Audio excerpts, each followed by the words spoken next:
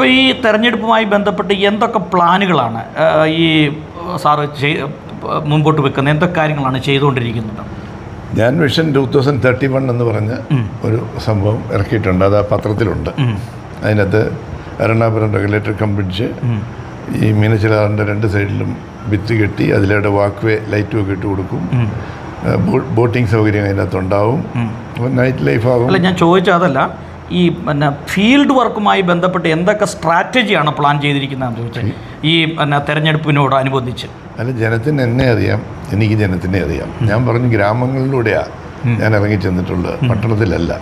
ആ ഗ്രാമീണ ജനതയുടെ സ്നേഹവും താല്പര്യവും ഞാൻ കണ്ടറിഞ്ഞിട്ടുണ്ട്.